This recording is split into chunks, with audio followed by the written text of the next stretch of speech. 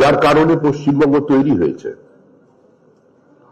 যার কারণে ওখানে দাঁড়িয়ে আমরা নিজেদের ভারতীয় বলে পরিচয় দিতে পারছি।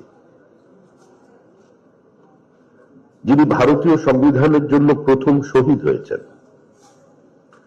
যিনি সারা ভারতবর্ষকে একই সূত্রে বাঁধবার জন্য নিজের জীবনকে বিপন্ন করে প্রত্যেকের নিষেধ বাধা সত্ত্বেও কাশ্মীরে গিয়েছিলেন, যিনি পাকিস্তানকে ভাগ করবার সামর্থ্য দেখিয়েছিলেন,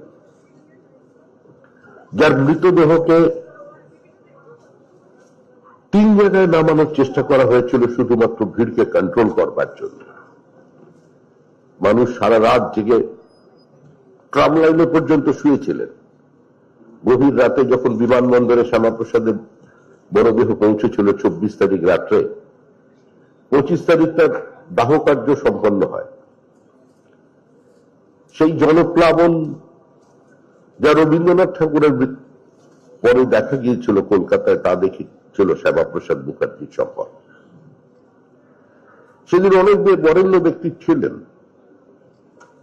পশ্চিমবঙ্গে হিন্দু হোমল্যান্ড তৈরির জন্য, হিন্দু উদ্বাস্তুদের পাশে দাঁড়ানোর জন্য, বা আমাদের সংস্কৃতির ওপরেও যারা নিরন্তর নিরবিচ্ছিন্ন আঘাত নিয়ে আসছিল ব্রিটিশের সহযোগিতায়, তাদের পাশে দাঁড়ানোর জন্য ভারত সেবাশ্রম সংঘের প্রতিষ্ঠাতা স্বামী প্রণবানন্দ কিন্তু তার ত্রিশূল শ্যামাপ্রসাদ মুখার্জির হাতে তুলে দিয়েছিলেন।